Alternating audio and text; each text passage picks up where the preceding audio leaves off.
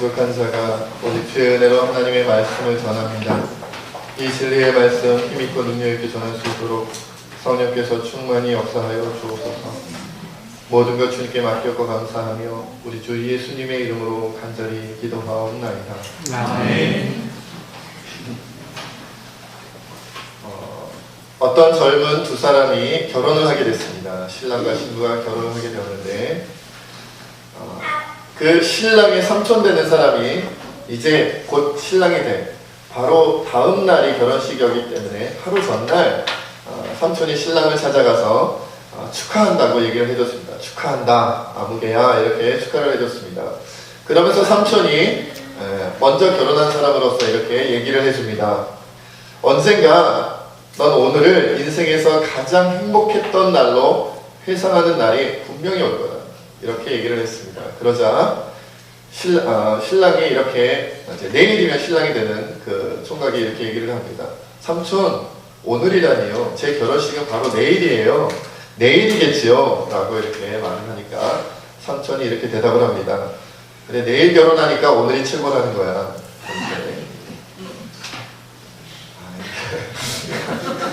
이해하셨죠? 네, 굉장히 재밌는 얘기였습니다. 웃으시는 분들은 좀 이상한 분들이에요. 저는 결혼하고 난 다음이 제일 좋았는데, 자 오늘 말씀에 보면 오늘 본문 말씀에 보면 크게 두 가지 사실을 우리에게 전달하고 있습니다. 하나는 우리가 하나님의 자녀이기 때문에 영광을 받아야 된다, 받을 것이다, 이 내용이고, 또 하나는 그렇기 때문에 우리가 하나님의 자녀여서 고난을 함께 받을 것이다 라는 이 두 가지 큰 내용을 우리에게 전달하고 있습니다. 오늘 17절 말씀 함께 읽어보겠습니다. 시작! 자녀이면 상속자 곧 하나님의 상속자요 그리스도와 함께한 상속자니 우리가 그와 함께 영광을 받기 위하여 고난도 함께 받아야 할 것이니라. 아멘. 여러분 우리가 별로 좋아하는 성경 구절은 아니죠? 기분이 별로 안 좋으시죠? 예. 은찬이 같이 믿음이 좋은 사람들만 좋아하는 구절이고, 저처럼 믿음이 조금 부족한 사람들은 별로 안 좋아하는 구절이에요. 왜요?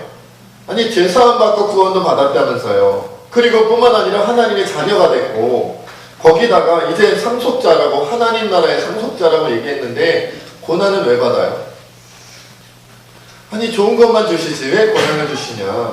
왜 우리가 이 땅을 살아가면서 하나님 자녀고 거기다가 상속자인데, 그런데 왜 우리가 고난을 걱정해야 됩니까? 여러분 하나님 나라를 상속받기 위해서 우리가 고난도 함께 받아야 된다 그러면 좀 이렇게 걱정되지 않으세요? 안 되시는군요. 여러분 우리가 살다 보면 내가 예수님 믿는데 왜 이렇게 힘들지? 이렇게 생각할 때가 있단 말이죠. 아니 하나님께서 우리 기도를 들으신다는데 왜 이렇게 내 삶이 퍽퍽하고 왜 이렇게 아프고 상처가 나고 이런 걸 생각할 때가 있다는 거예요. 그런데 존 스토트 목사님이라는 분이 이런 말씀을 했습니다. 성경은 고난이 영광으로 이르는 길이라는 원리를 매우 강조한다. 다시 말해서 고난이라는 길을 통해야만 어디로 간다는 거예요? 영광으로 간다는 거예요.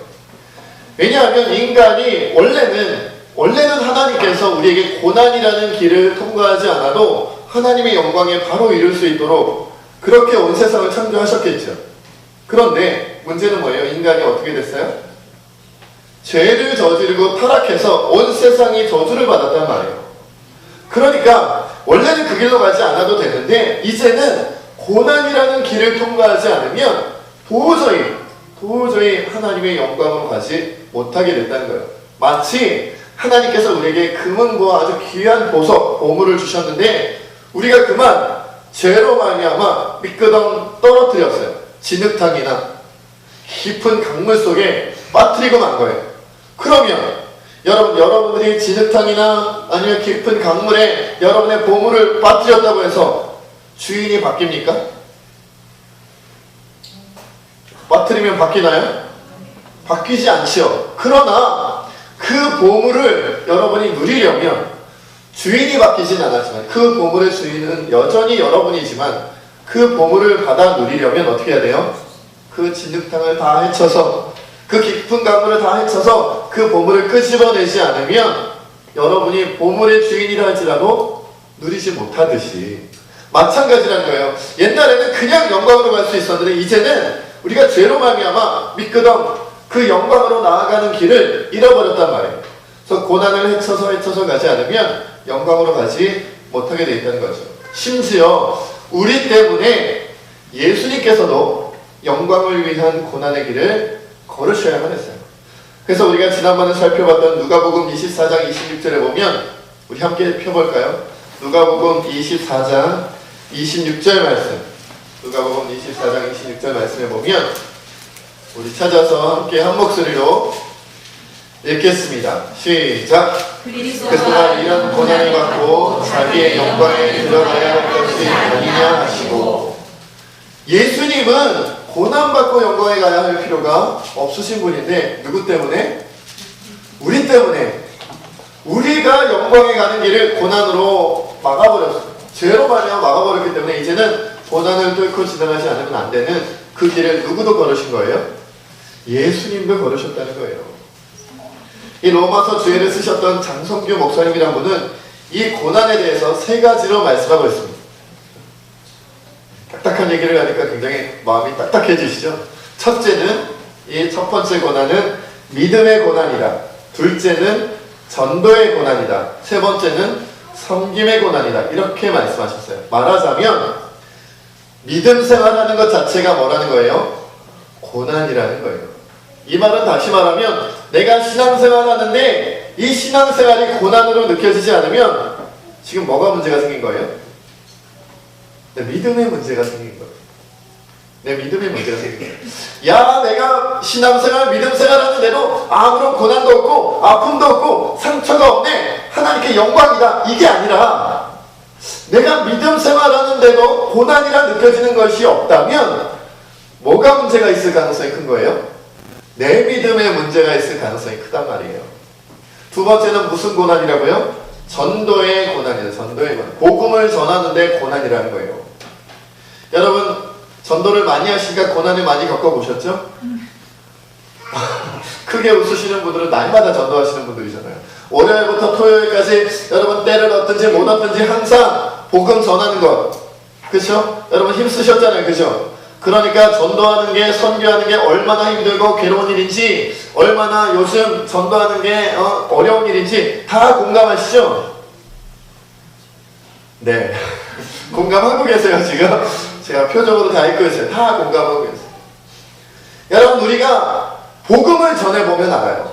복음 전하는 게 얼마나 창피하고, 얼마나 오늘날 복음 전하는 것이 사람들에게 민망한 일인지, 얼마나 사람들이 복음 전할 때마다 우리에게 핀잔을 주고 우리 말 듣지 아니하고 우리가 복음을 전하려 할 때마다 우리를 이상한 사람 취급하는지. 제가 여기 이제 이 교회 근처에다가 이렇게 우리 전도물품이나 주보를 가지고 이제 전도지를 이렇게 전도를 할 때 보면 제가 자동차나 지나가는 사람들한테 싹싹싹 이렇게 넣잖아요. 집에도 이렇게 넣고 하면 그 지키시는 분들이 있더라고요. 싹싹싹싹 빼가면서 저를 한번 힐끔 쳐다봤어요. 어떤 분들은 직접 얘기하세요. 꼭 이렇게 내가 꼭 이렇게 걷어가는 수고를 해야겠냐고 그렇게 말씀하시는 분도 있어요. 그래서 그분이 계시면 제가 조심하고 문제는 늘 계시다는 게 뭐지? 늘 계시다. 여러분, 이 시대가요 그런 시대예요. 여러분 다 들어보셨겠지만 요즘 서울대학교나 카이스트 같은 곳에서는 어떤 카드가 개발되었어요? 전도 거부 카드, 전도 퇴치 카드라는 게 만들어졌어요. 그래서 우리가 막 전도지 나눠주듯이 전도 퇴치 카드라는 걸 만들어가지고 누군가가 예수님 믿으라고 전도하면 그 카드를 들이미는 거예요. 저는 거부합니다. 저는 거부합니다. 그게 지금 이거를 무료로 나눠주고 있다 그래요. 젊은이들 사이에서, 청년들 사이에서는 이걸 막 무료로 나눠주고 있다. 그래서 누가 전도하려고 그럴 때 저는 전도를 거부합니다 하고 그 카드를 딱 들이밀면 물론 그게 어떤 세상에 법적인 효력이 있는 것은 아니지만 제발 나에게는 더 이상 전도하지 말라는 확실한 뭐가 되는 거예요? 의사 표현이 되는 거예요. 그런 시대입니다. 마지막으로 무슨 고난이라고요? 섬김의 고난입니다. 예수님께서 말씀하시기를 인자가 온 것은 어떻게 오신 거예요? 섬김을 받으려고 오신 게 아니라 도리어 섬기려 하고, 심지어 그 섬김이 어디까지? 자기 목숨을 많은 사람의 대속물로 주기 위해 온 섬김이라 말씀하셨어요.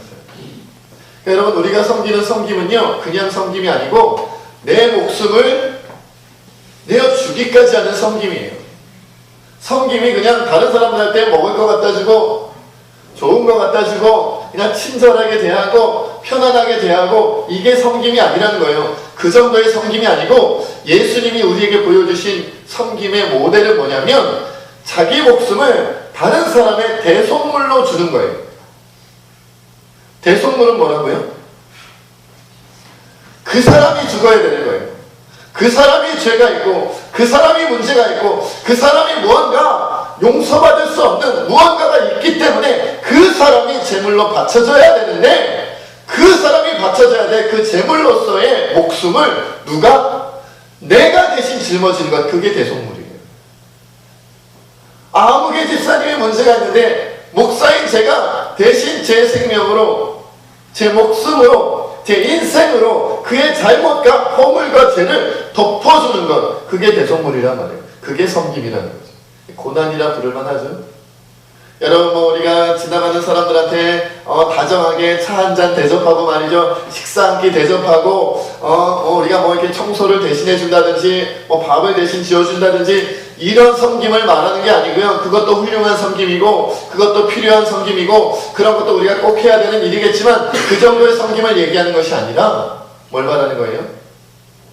다른 사람의 문제를 내 인생과 목숨을 걸고 해결해 주는, 거기까지 말하는 섬김이니까 고난이라 부를 만하죠. 이런 것이 어디로 가는 유일한 길이라는 거예요? 영광으로 가는 유일한 길이다라는 것이죠. 여러분, 우리가 오늘날 고난의 신앙에 대해서 많이 듣지 않고 우리가 별로 명심하지 않고 이것에 대해 별로 이렇게 생각하는 걸 좋아하지 않기 때문에 그렇지, 사실 이 고난이라는 거 하나하나, 믿음의 고난, 그리고 전도의 고난, 그리고 섬김의 고난이라는 거 하나하나를 따져보면 그 어느 것 하나 쉬운 것이 없어요. 그렇다면 여러분, 왜 이렇게까지 해서라도 우리가 이 고난, 이 우리의 목숨까지 인생까지 내건 이 고난을 감수하고서라도 얻어내는 그 영광은 도대체 뭐길래? 여러분, 머릿속에 다 이렇게 계산이 서시잖아요. 내가 고난을 투자했는데 받아내는 영광이 이 고난의 크기만큼 크지 않으면 감당하시겠어요? 그럴 마음이 별로 없으시죠? 다들 눈만 멀뚱멀뚱 잘 쳐다보고 여러분, 생각해보세요. 여러분, 가게에 가서 1,000원짜리 지폐를 냈는데 1,000원어치만큼의 물건을 주지 않으면 여러분, 그 1,000원짜리 지폐를 내시겠어요? 10,000원짜리 지폐를 낼 때는 뭘 바라는 거예요? 그 10,000원어치만큼의 물건을 받겠다는 거잖아요. 여러분, 아닌 것처럼 착한 척, 이렇게 선한 척 앉아 계셔도 저를 비롯하여 여러분 모두가 뭐예요? 아니, 그러면 하나님, 내가 그렇게 위기까지, 아픔까지, 상처까지 감수하면서 목숨까지 내걸 만큼, 내 인생까지 내걸 만큼 그런 고난을 감당하면, 지불하면 하나님 어떤 영광 주시겠어요? 이런 생각이 들지 않으세요? 만약 하나님께 받아낼 만한 영광이 내가 투자한 고난과 똑같거나 그보다 크지 않는다면 여러분이 고난을 투자하시겠냐고요? 투자 안 하실 거 아니에요? 그러니까 그 영광이 뭔지를 알아야 돼요. 그 영광이 뭔지. 자, 오늘 본문 16절과 17절에 이렇게 말씀하고 있습니다. 우리 16절, 17절을 다시 한번 함께 읽겠습니다. 시작. 성령이 친히 우리의 영광으로 우리가 하나님의 자녀인 것을 증언하시자니, 자녀이면 또한 상속자 곧 하나님의 상속자요 그리스도와 함께한 상속자니, 우리가 그와 함께 영광을 받기 위하여 고난도 함께 받아야 할 것이니라. 아멘. 그렇습니다, 여러분. 우리는 하나님의 자녀일 뿐만 아니라 상속자가 되는 영광을 얻는다고 했어요. 앞에서도 살펴봤던 것처럼. 여러분, 상속자가 된다는 건 뭐예요? 뭐를 상속받는다는 거예요? 하나님 나라를 상속받는 거죠. 하나님 나라를 상속받는다는 건 또 뭐예요? 하나님 나라에 있는 값진 보물이 다 누구 거라는 거예요? 우리 거라는 거예요. 상속받는 우리 거라는 거예요. 하나님 나라의 각종 좋은 것들이 다 우리의 것이다라는 거예요. 그런데 어떤 신학자들 가운데는 하나님 나라보다, 그리고 하나님 나라의 보물보다 더 크고 귀한 것이 있다고 얘기하는 경우가 있습니다. 아니, 하나님 나라보다, 하나님 나라에 있는 그 각종 귀한 보물보다 더 귀한 것이 뭐가 있을까요? 여러분, 뭘 받으시면 여러분들이 고난의 기꺼이 투자하시겠어요? 어떤 보물을 받는다면? 응? 뭐요? 뭐라고 말씀하시는데 잘 안 들려요. 믿음. 너무 고상하시고 너무 거룩하시고 하시고 전 사실 보물에 눈이 어두운데 저는 기왕이면 좋은 보물도 기왕이면 먹는 보물이었으면 좋겠고 막 이런 생각이 드는데, 여러분, 그 신학자들이 얘기하는 건 이겁니다. 하나님께서 우리에게 주고 싶어 하시는 가장 큰 상속물, 상급, 면류관은 바로 하나님 자신입니다. 하나님 자신. 말하자면 하나님께서는 자기 자신을 우리에게 내어주고 싶으시다는 거예요. 그럼 이게 무슨 말일까요? 하나님은 어떻게 줘요? 나 하나님이야, 나 가져, 이렇게 말씀하시나요? 나 너 거야, 내가 너의 거야 라고 말씀하시나요? 어떻게 가지나요? 우리가 하나님을 어떻게 가질 수 있어요? 어떻게 하면요? 하나님 능력? 네, 능력도 있고 하나님의 놀라운 모든 우리에게 주시는 모든 은사도 있고 많이 있겠죠.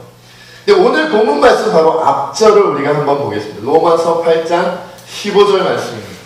로마서 8장 15절 말씀. 우리 함께 이 말씀도 함께 읽겠습니다. 시작. 너희는 다시 무서워하는 종의 영을 받지 아니하고 양자의 영을 받았으므로 우리가 아빠 아버지라고 부르시느니라. 너희는 다시 무서워하는 종의 영을 받지 아니하고 양자의 영을 받았으므로 우리가 아빠 아버지라고 부르짖느니라. 말씀하고 있습니다. 여러분, 예수님 시대 유대인들에게 있어서 예수님이 십자가를 짊어지고 대속하셨다, 그리고 3일 만에 부활하셨다는 이 복음의 내용보다 더 믿기 어려운 내용이 하나 있었어요. 그게 뭔지 아세요? 하나님이 우리 아버지가 되신다. 이게 3일 만에 부활하는 것보다 어떤 면에서는 더 믿기 어려운 말이에요. 하나님이 우리 아버지가 된다고요? 왜 이게 믿기 어려울까요? 여러분들은 너무 쉽게 기도할 때마다, 찬양할 때마다 하나님 아버지 하니까 여러분 별로 감동이 없잖아요. 하나님이 우리 아빠를 했는데 하나님 우리 아버지라는 게 뭐 어때서? 우리는 교회 처음 오는 그날부터 하나님 우리 아버지라고, 아니 주기도문 외울 때마다 하늘에 계신 뭐라 그래요? 하늘에 계신 우리 아버지, 이렇게 날마다 고백하니까 이게 별로 우리에게 신기하지 않죠. 근데 여러분, 당시 유대인들한테는 여호와 하나님 감히 바라볼 수도 없고 그 이름을 함부로 입에 담을 수도 없는 거룩하고 높으신 이름이었어요. 여러분, 성경을 필사하는 그저 서기관들이 성경을 필사하다가 하나님의 이름이 나오면 어떻게 했다 그래요? 딱 멈추고 목욕 재개하고 옷 새로 갈아입고, 그리고 하나님 적었다 그러잖아요. 그렇게 적다가 또 하나님이라는 이름이 나오면 어떻게 돼요? 또 붓을 딱 멈추고 어떻게 해요? 목욕 재개하고 옷을 새로 입고, 그리고 또 하나님을. 오늘날 우리가 무슨 장난하듯이 하나님 아버지 얘기하듯이, 옆집 아저씨 얘기하는 것처럼, 우리 집에 계신 우리 아버지 얘기하는 것처럼 그렇게 함부로 하나님을 얘기하지만, 당시 유대인들에게 하나님은 하나님의 이름을 함부로 불러서도 안 되고, 하나님을 보면 어떻게 되는 거예요? 즉사하는 거예요. 그렇게 믿었단 말이에요. 하나님은 우리와는 수준차가 있어서 너무 높으신 분, 너무 거룩하신 분, 너무 대단하신 분, 이렇게 생각했나요? 그래서 로마서 8장 15절 우리가 아까 읽은 본문에는 뭐라 그래요?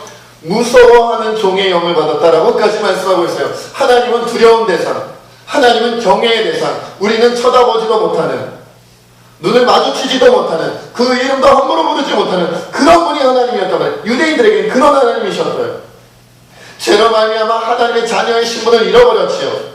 그래서 우리는 하나님을 두려운 분으로 섬길 수밖에 없었어요. 철저히 주님이시고, 철저히 왕이시고, 철저히 나의 모든 것을 주관하시는 높으신 분, 나는 그 이름도 함부로 부를 수 없는 낮고 천한 존재로 전락해버렸단 말이에요. 죄로 말미암아 종의 종이 되고 하인의 하인이 될 수밖에 없는 그런 신분으로 우리가 떨어져 내려갔다는 거죠. 그런데 이제 복음의 시대가 되고 믿음의 시대가 되고, 이제 종이 아니라 자녀가 되었어요. 이제는 우리에게 두려운 분이 아니라 뭐가 됐다는 거예요? 아빠, 아버지가 되었다는 거예요. 유대인들에게는 차라리 3일 만에 부활했다는 걸 내가 믿겠어. 어떻게 하나님을 아버지라고 불러? 이렇게 생각할 수 있다는 거죠. 여러분, 예레미야스라는 학자가 이렇게 얘기했다고 합니다. 어려운 말인데 한번 그냥 들어보세요. 아람어 아바라는 말은 일상생활에서 사용하는 가족적인 단어였다. 어떤 유대인도 감히 하나님을 이런 식으로 부르지는 않았을 것이다. 그러나 예수님은 우리에게 전해오는 그분의 모든 기도에서 십자가에서의 부르짖음만 제외하고는 언제나 하나님을 그렇게 아바, 친근하게 부르십니다. 예수님이 부르셨던 친근한 아빠라는 호칭을 이제는 누구에게? 우리에게 주셨다는 거예요. 우리에게. 여러분, 오늘날 우리는 하나님 아빠 이렇게 안 부르잖아요. 뭐라 그래요? 하나님 아버지. 하나님 아빠 그러면 불경한 것 같잖아요. 아닌가요? 여러분, 한국 사람은 좀 그래요. 한국 사람은요, 저도 그래요. 아버지는 언제나 엄한 분이셨어요. 아주 강직한 분이셨어요. 뭔가 한마디만 떨어지면 가족들이 벌벌 떨기도 하는, 물론 모든 가족들이 그러진 않았겠지만 여러분들의 가정은 다를 수도 있겠습니다만은 저는 어릴 때 그랬어요. 아버지의 한마디는 두려운 한마디. 한마디에 이렇게 뭔가 아버지의 말씀이 떨어지면 온 가족이 벌벌 떨게 만드는 그런 분이셨단 말이에요. 그러니까 하나님을 어찌 아빠라 불러? 아버지 라고 불러요. 제가 언제부터 아빠를 아버지라고 불렀는지 잘 기억은 안 나지만 저는 아빠라는 호칭이 좀 어색해요. 어려서부터 철들어가지고 굉장히 어릴 때부터 아버지라고 불렀던 기억이 나요. 막 더 경직됐을 때는 아버님 막 이렇게, 며느리야 며느리, 아버님 막 그렇게까지 불렀던 기억이 나요. 아버지는 언제나 저 하늘에 계신 분, 아들인 저는 항상 낮은 저 땅바닥에 있는 그런 존재로 느껴졌단 말이죠. 그러니까 하나님도 하물며 육신의 아버지도 하늘인데 하늘에 계신 우리 하나님 아버지는 제가 어떻게 느꼈겠어요? 한국 사람은 대체적으로 하나님은 하늘 위에서도 저 높은 하늘, 무슨 바울이 얘기한 것처럼 셋째 하늘 아니라 뭐 7번째 하늘, 뭐 10번째 하늘, 높아도 너무 높은 곳에 계신 그런 하나님이에요. 그런 아버지예요. 아버지! 감히 부를 수도 없는. 그래서 우리가 기도할 때 어떻게 불러요? 하나님을 부를 때 아버지! 하고 부르잖아요. 그래도 들릴까 말까요? 너무 높이 계셔가지고. 그런데 오늘 성경에서 예수님은 하나님은 우리에게 뭐라고 말씀하시면 난 너희 아빠야 라고 얘기하는 거예요. 어린아이가 태어나서 얼마 되지 않아서 어린 마음에 맨 먼저 엄마를 부르고 아빠를 부를 때 그 천진난만한 모습 그렇게 얘기하는 거예요. 여러분, 로마서 8장 15절 우리가 읽은 본문에 보면 우리가 아빠 아버지라고 부르짖느니라 라고 되어져 있죠. 부르짖느니라, 이 말이요, 부르짖는다고 하니까 우리가 왠지 막 통성기도할 때 아버지 이렇게 부르는 것 같잖아요. 그죠? 그런데 많은 학자들이 그렇게 보지 않아요. 이것은 우리가 무슨 굉장히 높으신 분을, 우리가 멀리 계신 분을 아버지라고 부르시는 그런 부르짖음이라기보다는 뭐라고 느끼냐면, 어떤 어린아이가 놀이터에서 놀고 있어요. 한때 그 정말 막 무채없는 놀고 있는데 저 멀리서 아빠가 양손에 먹을 것 가득 들고 집으로 퇴근해 오시는 그런 아빠를 보고 아버지! 라고 부르는 게 아니라 아빠! 내 아빠가 왔네. 먹을 것 가져왔네. 통닭 사왔네. 치킨 사왔네. 피자 사왔네. 우리 아빠야, 우리 아빠. 우리 아빠가 먹을 거 사왔다. 우리 아빠가 만난 거 사왔다. 이런 마음으로 뛰어나가는, 아빠! 하고 달려나가는 어린아이의 외치는 소리다. 아니, 목사님 아빠 있어요? 야, 목사님 아빠 없으면 어디서 태어났겠니? 은찬이가 아빠를 보고 아빠가 맛있는 거 자기가 좋아하는 장난감 사가지고 왔을 때 뛰쳐나갈 때 아빠하고 부르는 그런 부르짖음이라는 거예요. 아빠가 드디어 내가 원하는 거, 맛있는 거, 좋아하는 장난감 사내고 달려가는 그런 아빠라는 거예요. 여러분, 하나님께서는 하나님 나라에 가지신 하나님 나라의 보물보다 하나님 아버지 자신을 우리들의 아빠로 내어주고 싶으셨어요. 하나님께서는 우리가 하나님 나라의 보물보다 하나님이 우리 아빠 된 걸 더 기뻐하기 원하세요. 여러분, 아빠가 치킨을 사가고 아빠가 장난감을 사오지만 우리 아들딸이 치킨도 즐거워하고 기뻐하고 감사하고 장난감도 기뻐하고 즐거워하고 감사하지만 아빠가 내 아빠인 게 너무 기뻐. 그렇게 대답해 주는 걸 더 좋아하지 않겠어요? 아빠보다 아빠가 사오는 치킨이 훨씬 좋아요. 아빠보다 아빠가 사오는 장난감이 훨씬 좋아요. 그럼 퍽이나 기분이 좋으시겠죠? 엄마들이 많으셔서 그런가? 엄마보다 엄마가 사오는 떡볶이가 훨씬 맛있어요. 훨씬 좋아요. 이것보다는 떡볶이를 사오지 않아도, 치킨을 사오지 않아도 아빠가 내 아빠인 것, 엄마가 내 엄마인 것, 그게 훨씬 기뻐요. 더 좋아요. 이렇게 대답해 주는 게 더 감격스럽지 않겠냐고요. 하나님은 자기를 우리들의 아빠로 내주고 싶으셨어요. 내가 너의 아빠야. 내가 아빠라는 사실을 너가 좀 기뻐했으면 좋겠어. 하나님을 우리가 아빠로 부르게 되는 영광, 이것이 우리가 복음으로 얻게 되는 가장 큰 영광입니다.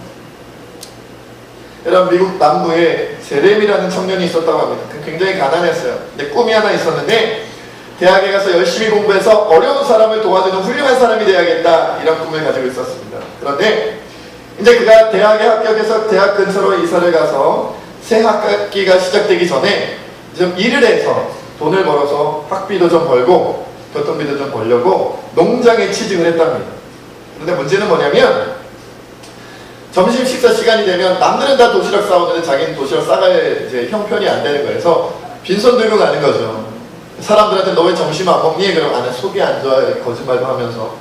그리고 마치 옛날 어떤 어르신들이 그랬다는 것처럼 수도가에 가서 물 틀어놓고 물 마시면서 배를 채우는 거죠. 물배 채우고. 그런데 그렇게 며칠이 지난 어느 날 그 농장의 인부들 가운데 조장님이 한 분 계셨는데 그 조장님이 혼자서 큰 소리로 벌컥 화를 내면서 이렇게 말씀하시는 거예요. 아니 이놈의 여편네가, 여기는 마누라라고 써있는데 조금 더 이렇게 실감나게 하려고 이렇게 제가 바꿨습니다. 이놈의 여편네가 내가 돼지인 줄 알아? 이렇게 밥을 많이 싸주면 어떡해? 누구네 도시락 좀 남은 것 좀 먹을 사람 없어? 이렇게 막 외치는 거예요.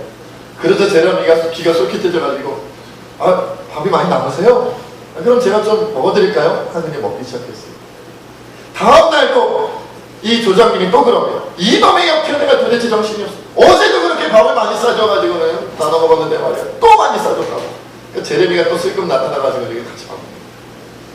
그렇게 한 달 동안 제레미가 조장 아저씨와 같이 남은 도시락을 먹기 시작했습니다. 한 달 후에 새 학기가 시작해서 이제 공부해야 되니까 일을 그만두고 농장 일을 그만두는데 그래도 한 학기가 시작될 때까지 농장에서 일하면서 밥을 얻어먹은 것이 너무 감사해서 감사함을 표하고 싶었어요. 그래서 조장 아저씨를 찾아서 조장 아저씨와 그 부인 되시는 분에게 감사의 표시를 하고 싶었는데 찾을 수가 없었어요. 그것을 함께 일하는 어떤 다른 농부에게 물어봤습니다. 그분에게 어떻게 했으면 만나서 인사를 좀 하고 싶다고. 그랬더니 그분이 그렇게 얘기를 하는 겁니다. 아닌데 그 조장 아저씨는 부인이 안 계셔요. 그분의 부인은 몇 해 전에 병으로 돌아가셨어요. 부인이 있을 리가 없다고 이렇게 얘기해요. 이 조장님이 원래부터 이 제레미의 딱한 사정을 알고 그냥 도시락을 내주면 민망해하고 부끄러워하고 쑥스러워할까봐 그냥 아무렇지도 않게 자기 도시락을 제공하기 위해서 이렇게 거짓말을 하기 시작합니다. 배려한 거죠. 배려. 여러분, 저는 이 이야기를 읽으면서 하나님 아버지의 마음을 읽을 수가 있었습니다. 우리가 하나님께 나아오는 것이 어려울까봐, 우리가 하나님을 붙잡고 하나님 앞에 나오는 것에 뭔가 걸림돌이 생기고 장애물이 생길까봐 하나님께서는 어떻게 하셨어요? 예수님을 보내주셨어요. 세상 말로 묻지도 따지지도 않고 아무것도 말하지 않고 예수님을 그냥 내어주셨단 말이에요. 왜 죄 없는 예수님을, 하나밖에 없는 하나님의 아들 예수님을 왜 십자가에 보내주셔서 왜 우리 같은 것을 왜 찢어주셨습니까? 왜 그 살과 피를 다 내어주시고 왜 그 생명까지 내어주셨습니까? 우리에게 더 많이 설명하지 않으시고 우리가 예수님 때문에 무안할까봐 미안할까봐 아무것도 바라지 않으시고 그냥 다 내어주십니다. 그리고 그 십자가의 사랑과 은혜를 깨닫고 우리가 하나님 앞에 나와서 하나님을 아빠라고 부를 때 하나님 그걸 기뻐하십니다. 여러분, 언제나 자녀보다는 부모의 사랑이 더 크게 마련입니다. 우리가 하나님의 사랑을 깨닫고 감격하는 그 감동의 크기보다 우리가 하나님을 아빠라고 부를 때 얘가 나보고 아빠래요. 얘가 나보고 아빠라고 불렀어. 드디어 내 아들이 내 딸이 내가 아빠인 것을 인정해주고 내가 아빠라는 사실을 받아주고 내가 아빠인 것을 기뻐하기 시작했어. 이 감격이 더 크다. 우리가 복음으로 얻게 되는 가장 큰 영광을 하나님을 아빠라고 부르게 된 것입니다. 여러분, 이 시간 우리가 하나님 아버지, 아니 우리 하나님 아빠에게 좀 감사의 기도를 함께 드렸으면 좋겠습니다. 우리 시간 함께 기도하기를 원합니다. 여러분, 우리가 고난을 겪으며 아픔을 겪으며 상처를 겪으며 하나님께 많은 것 요구했죠. 하나님 좋아요. 하나님께서 말씀하신 대로 내가 고난을 겪었어요. 하나님 말씀하신 대로 내가 아픔을 겪어요. 하나님 말씀하신 대로 내가 상처를 이겨내고 있어요. 그러니 하나님 나라를 주시고 하나님 나라의 보물을 주시고 이것도 저것도 많이 나에게 주세요.